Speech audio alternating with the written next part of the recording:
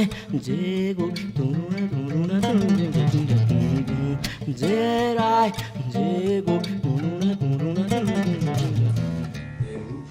peut dire que pour cette recherche, tout a commencé à Vienne. Mais je vais faire un détour pour vous montrer finalement comment les chemins de la recherche sont un peu comme les voies du Seigneur, assez impénétrables. Et à la suite de la soutenance de ma thèse sur la délinquance à l'adolescence, thèse que j'ai soutenue en 1998 sous la direction d'Annie Biraud et de François Marty, j'avais en tête, avec François Marty, d'explorer plus avant le travail d'Auguste Eichhorn, le pionnier de la prise en charge psychothérapeutique des adolescents en souffrance, dont le désarroi prend notamment la forme clinique de troubles transgressifs divers. Lors d'un colloque de l'Association internationale d'histoire de la psychanalyse, à Barcelone en juillet 2002, Alain Demijola, qui connaissait mon intérêt pour l'histoire de la psychanalyse de l'adolescence, m'a présenté le petit-fils d'Auguste Eichhorn, Thomas, psychanalyste à Vienne. Au cours des échanges avec Thomas, a émergé l'idée d'un livre dirigé par François Marty et moi-même, en collaboration avec Thomas Eichhorn, pour publier des textes inédits déjà sur la délinquance à l'adolescence à partir donc du travail d'Auguste Eichhorn. Alors c'est une façon aussi, je trouve, de décloisonner la barrière des langues, puisque évidemment, quand on ne lit pas l'allemand dans le texte, c'est important de pouvoir présenter des textes en français, et puis de présenter aussi des textes inconnus, puisque ce sont des auteurs, Eichhorn comme Federn, qui ont déjà fait l'objet de publications en français, mais où certains textes sont restés dans l'ombre. 2 ans plus tard, je fais un voyage aux archives Sigmund Freud de la bibliothèque du Congrès à Washington, et je découvre à cette occasion-là tout un matériel inconnu concernant l'école psychopédagogique créée par Anna Freud avec Eichhorn comme directeur dans les dernières années de cette école. Ça va devenir un livre, Anna Freud et son école Créativité et Controverse en 2010, où progressivement un premier spectre de recherche s'affirme. L'histoire de la psychanalyse de l'adolescent dans la filiation des idées, de Freud à sa fille, d'où le livre Freud adolescent. Anna Freud étant accompagnée de pionniers comme Bernfeld, le premier vrai biographe de Freud, après Wittels et avant Jones. La psychanalyse de l'adolescence est associée naturellement à Anna Freud, dans la mesure, et à son père donc, mais son père s'est arrêté en termes de théorisation au 3e essai sur la théorie de la sexualité, alors que Anna Freud, contrairement à Mélanie Klein, s'est intéressée au développement psychosexuel et donc à sa possible terminaison à travers le travail psychique du processus adolescent. Par conséquent, le réaménagement des instances du moi à l'adolescence a trouvé logiquement des psychanalystes intéressés par le moi, comme les principaux pionniers de la psychanalyse de l'adolescence l'ont montré dans leurs travaux, Anna Freud bien sûr, Bloss, Laufer, Lampel de Groot, Malle en France, pour ne citer qu'eux. À l'exception de Winnicott, tous les pionniers sont liés à Anna Freud dans cette filiation des idées. Et à partir donc de ce premier champ de recherche que j'ai ouvert, eh bien, cette exploration a fait germer une autre idée, l'idée de remonter aux origines de la psychanalyse du moi, évidemment à partir de Freud. Et là, j'ai commencé à regarder et à découvrir l'existence de Federn. J'y reviendrai tout à l'heure. J'ai découvert mon erreur. La conception du moi de Federn n'est pas du tout assimilable au courant d'ego-psychologie auquel on associe souvent Anna Freud. Alors vous voyez que la recherche, ça amène aussi à des essais-erreurs, et puis finalement, ça n'empêche rien. Lors de ma seconde visite à Vienne avec François Marty, Thomas Eichhorn nous a proposé de rencontrer Ernst Federn, le fils de Paul Federn. Ce dernier nous a reçus pour un entretien dans le cadre de la maison de retraite dans laquelle il vivait, et il s'est montré tout de suite enthousiaste à l'idée qu'on puisse puiser dans les textes inédits de l'œuvre de son père, comme en témoigne la correspondance que j'ai eue par la suite avec lui. Il a donc donné son accord pour ce premier ouvrage, celui-ci, qu'il a nourri à sa façon en m'envoyant des photos de famille et divers documents, me suggérant qu'il existait une correspondance importante entre son père et Sigmund Freud. Le temps a passé, et puis donc j'ai été pris par d'autres choses. Et puis lors d'un séminaire du Collège international de l'adolescence, eh bien, j'ai proposé la possibilité de créer un groupe de recherche, en fait deux. Un sur Freud adolescent et l'autre sur Federn. À ma grande surprise, eh bien, c'est Federn qui a été choisi, puisque Xanthi Velchepoulou, la mère de Juliette, mon enfant, et donc si vous entendez des cris de bébé, c'est le mien, d'autres, et Delphine Bonichon se sont montrés intéressés, puis par la suite Adrien Blanc, qui nous a rejoints pour former en 2010 ce groupe de recherche intitulé au départ Paul Federn et la psychothérapie des psychoses, plus prosaïquement le groupe Federn. Le Collège international de l'adolescence a contribué financièrement dans un premier temps à la transcription et à une première traduction des textes et des lettres, avant que la traduction donc définitive et très précise, merci Benjamin, ne soit confiée donc à Benjamin Lévy. Un des mobiles latents de cette recherche est l'intérêt pour les auteurs un peu à la marge, un peu oubliés, pour montrer que quelles que soient les raisons de cet oubli ou de cette répudiation, parfois, on va y revenir pour Federn, ça n'empêche que certains de leurs travaux ont laissé une empreinte vivante, une trace qui a compté dans l'histoire des idées. Avec ce groupe, on est donc parti dans la perspective, au départ, de faire publier, de faire reconnaître la place de ce pionnier dans la psychothérapie psychanalytique des psychoses, en choisissant des textes méconnus, mais en même temps significatifs de l'œuvre laissée par Federn. Au cours de cette recherche, nous nous sommes intéressés à sa biographie, donc, laissant courir quelques fils entre biographie et théorie, et comme je l'ai fait par la suite avec Freud adolescent.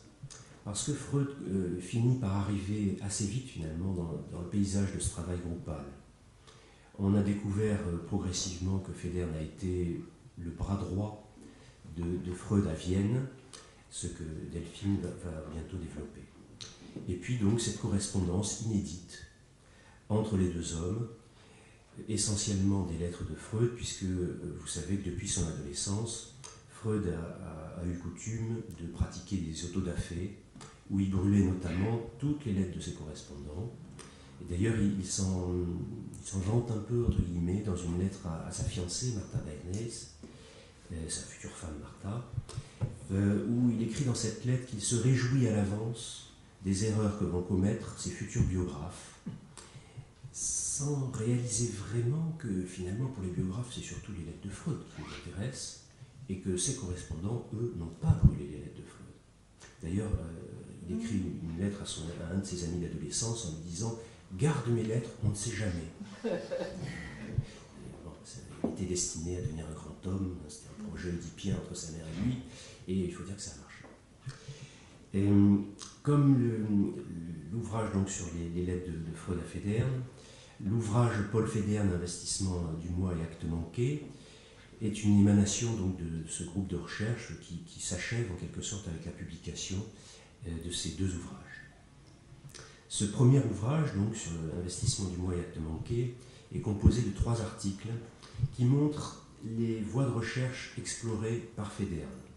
Les limites du moi, le moi frontière, la contenance du psychanalyste avec les patients psychotiques, les états entre veille et sommeil, les rêves d'envol, mais aussi l'intérêt pour l'histoire des origines de l'humanité, ou une façon de retravailler, de remettre au travail, de répondre en quelque sorte à Freud, avec cet ouvrage qui a quand même connu un certain... qui était assez connu finalement, La Société sans père, qu'il a écrit en 1919, et qui est une façon de reprendre à sa façon la théorie de la horte primitive. J'y reviendrai tout à l'heure. Pour vous raconter un peu dans le détail finalement le trajet, on peut aussi dire quelques mots sur le fait qu'on a bataillé pour trouver un ayant droit, donnant une autorisation directe pour la publication, notamment des lettres. Parce que vous savez probablement que les textes, au bout de 70 ans, tombent dans le domaine public. C'est pour ça qu'on attend de nouvelles traductions de Freud. Mais par contre, les lettres ne sont pas régies par les mêmes règles juridiques. Donc, c'est surtout pour la correspondance qu'on a bataillé. Et notre première tentative d'édition a échoué, car le premier éditeur potentiel a tenté d'obtenir les droits de cette correspondance notamment en contactant les archives Sigmund Freud de la bibliothèque du Congrès à Washington, où se trouve l'ensemble des copies de ces lettres. Copies données, je pense, dans les années 70 à Ernst Federn, aux archives Sigmund Freud. Les archives Sigmund Freud, c'est Anna Freud et Kurt Hessler. C'est Kurt Hessler qui en a été le directeur pendant plusieurs décennies et qui a fait un travail exceptionnel en recueillant et en centralisant toute l'histoire quasiment de la psychanalyse, notamment en interviewant, ce qui est encore très méconnu, les anciens patients de Freud ou leur entourage. De fil en aiguille, on a fini par apprendre que les lettres originales ont été récupérées par un antiquaire à Vienne. La société qui détient les droits concernant les lettres de Freud, Marsh Editing, n'a pas les lettres de Freud Federn dans son catalogue, et donc on a cherché à trouver un membre de la famille de Federn, et on a trouvé Thomas Federn, le petit-fils de Paul Federn, qui est psychothérapeute à New York. Alors on a passé, notamment, un coup de fil. On a réussi à l'avoir au téléphone avec toutes les difficultés que ça a pu poser sur le moment avec la langue anglaise. Et il s'est spontanément montré intéressé par notre démarche. Et ensuite, on lui a adressé des courriers, 2 courriers, mais sans réponse, qui sont restés sans réponse, sans qu'on sache ce que ça pouvait vouloir dire. Et donc, on n'a pas trouvé d'autres contacts familiaux à qui adresser cette demande. Et donc, le premier éditeur potentiel a renoncé à publier ces lettres, et j'ai rencontré Anna de Staël à la Société de psychanalyse freudienne. Je la remercie à nouveau, formidable. Heureusement qu'on a des éditeurs qui existent comme ça, hein, et qui sont en plus psychanalystes, et donc qui font des couvertures de livres magnifiques. Parce que je ne vous raconte pas comment je dois batailler pour les couvertures avec d'autres éditeurs. Je passe. Bref. Et donc, ça a permis la finalisation de ce projet par la publication de ces 2 ouvrages aux éditions Itac. Voilà. Sur les lettres, on estime que Freud a écrit environ, à peu près, 20 000 lettres au cours de sa vie, ce qui est quand même considérable. Cette correspondance ouvre autant sur l'exhumation de cas cliniques inédits, je pense au cas de M. A.B., que Jonathan Lynn a exhumé. Je suis en train de travailler sur un cas très méconnu qui s'appelle Albert Hearst, un jeune homme qui a consulté Freud en 1903 puis en 1908. Et donc on voit qu'il y a encore, à partir de la correspondance, la possibilité même de présenter à nouveau des cas cliniques tout à fait méconnus, qui nous sortent un peu des 5 cas habituels. Et on peut considérer aujourd'hui que ce corpus épistolaire, c'est quasiment une œuvre off de Freud. Ces lettres envoyées aux correspondants les plus divers offrent également un point de vue sur l'homme qu'était Freud, sur sa vie relationnelle et autres contacts scientifiques, ouvrant sur le panorama d'une époque et de ses codes. La correspondance avec Federn fait partie de celles qui ont été oubliées et peu connues jusqu'ici, malgré leur présence donc, dans une bibliothèque à Washington, ouverte aux chercheurs. Ce qui dit quelque chose quand même du rapport des psychanalystes à l'histoire de leur discipline. Cette correspondance est composée de à peu près 150 cartes et lettres, essentiellement donc écrites par Freud, les lettres de Federn ayant été probablement détruites. Cet échange court de 1905 à 1938 et témoigne d'une grande diversité quant au sujet abordé. On y trouve notamment des incises passionnantes sur le positionnement clinique de Freud en tant que psychanalyste consultant, adressant des patients à Federn, à la fois pour développer la pratique psychanalyste des premiers psychanalystes, puisque Federn a été un des premiers, il a rejoint la Société du mercredi dès 1903, donc il fait partie des premiers. Et en même temps, Freud l'écrit à un moment donné dans une lettre, pour confronter avec la pratique les théories que Freud voulait vérifier par la clinique, pour faire avancer donc la cause psychanalytique. Freud peut aussi, dans ses lettres, occuper une position de superviseur de la pratique de Federn, ce qui n'est pas sans lien avec la psychanalyse d'aujourd'hui, comme Adrien Blanc le fera entendre par la suite. Alors si on se laisse aller à picorer et à rêver le contenu de ces lettres, on se représente aussi le fonctionnement institutionnel de la Société psychanalytique de Vienne, la place de Freud au sein des revues psychanalytiques auxquelles Federn participe activement, et bien d'autres aspects encore, comme le partage entre Freud et Federn d'une position tout à fait ferme, tout à fait explicite, notamment du côté de Freud, par rapport à la question de l'analyse profane. Quand on lit ça, on se dit qu'il n'y a plus aucun doute sur la position de Freud. Au-delà de la singularité de leur lien, ce sont les débuts de la psychanalyse qui sont revisités, touchant tant la technique et la pratique psychanalytique, et on voit d'ailleurs apparaître le pragmatisme clinique de Freud, qui n'a pas du tout renoncé, comme on le dit si souvent, si ce n'est dans sa pratique bien sûr, mais qui n'a pas renoncé à l'usage par exemple de massage ou de l'hypnose quand il fait des préconisations cliniques à Federn. Donc voilà que c'est un homme tout à fait ouvert aux pratiques de son temps, aux pratiques cliniques de son temps. Et on voit aussi apparaître certains éléments assez intéressants sur la vie des revues et la vie des institutions alors naissantes, comme l'Ambulatorium de Berlin, première institution psychanalytique à Berlin.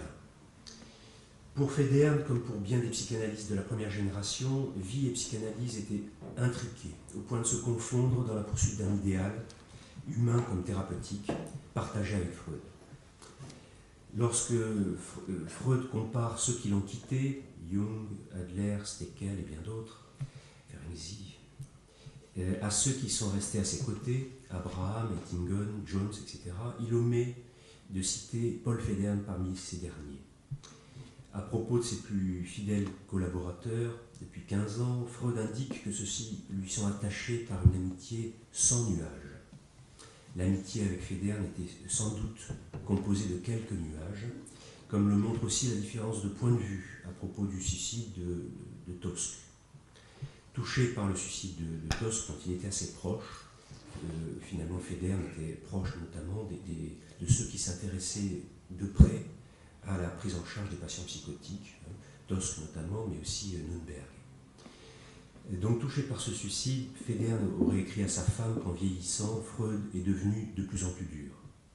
Leurs quelques désaccords, y compris théoriques ou techniques, ne furent pas pour autant vécus par Freud de façon persécutive. Et par ailleurs, Federn fut chargé par Freud, en immigrant aux États-Unis en 1938, de publier les minutes de la Société psychanalytique de Vienne, rôle qui échut finalement à son fils Ernst Federn, en collaboration avec Nürnberg. Ajoutons que parmi les exemples significatifs de leur alliance amicale, que Freud a pu s'appuyer sur Federn pour défendre la cause psychanalytique, comme l'indique la lettre du 27 mars 1926, où il confiait à Federn, je le cite, la tâche de mener un combat incessant pour obtenir que les candidats non médecins présentant les qualités requises puissent bénéficier d'une formation analytique complète et devenir membres des diverses associations psychanalytiques. On ne peut pas être plus explicite. Federn fut davantage qu'un pionnier en mission pour la cause. Il fut aussi proche par moments de Freud, d'Anna Freud, et Freud lui demandera par exemple son aide pour s'occuper de sa mère alors qu'elle est malade et en fin de vie. Federn accompagne ainsi la mère de Freud de Bad Ischl, une station thermale du sud de la Haute-Autriche. Donc il accompagne la mère de Freud jusqu'à Vienne, où on retrouve quelque chose de cette histoire-là dans une lettre de Freud à Ettingen, datée du 26 septembre 1930. « Ma mère va mal, nous sommes heureux qu'avec l'aide de Federn, elle soit arrivée vivante à Vienne en provenance d'Ischl. » Et ce, quelques jours avant le décès donc, de la mère de Freud, le 12 septembre 1930. La lettre de Martha Freud aussi, du 5 novembre 1939, suite au décès de son mari, témoigne in fine d'un lien qui a su résister aux épreuves jusqu'à la mort de Freud. Je cite Martha. « Je vous remercie du fond du cœur de vos mots de réconfort et de sympathie, et même si un flot de témoignages semblables nous est parvenu du monde entier, chacun d'entre eux est infiniment précieux. Et c'est d'autant plus vrai venant de quelqu'un avec qui une étroite affinité, datant de bien des années, allait désormais de soi. À la lecture de leur correspondance, qui fournit d'éléments essentiels et de détails parfois difficiles à resituer dans leur contexte, un portrait de Freud dans son quotidien émerge en tant qu'homme, comme en tant que psychanalyste, soucieux de maintenir la psychanalyse dans ce qu'il jugeait être la bonne direction.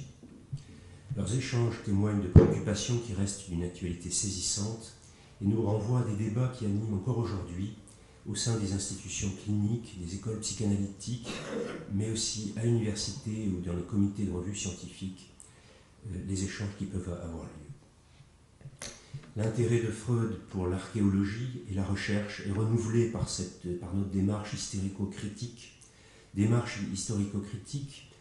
que nous avons tenté de dégager de toute idéalisation de la théorie ou de ceux qui l'ont développée. Grâce aux allers-retours entre l'histoire et la psychanalyse et son actualité, une perspective s'impose, la possibilité de maintenir dans toute sa diversité une pensée psychanalytique en mouvement.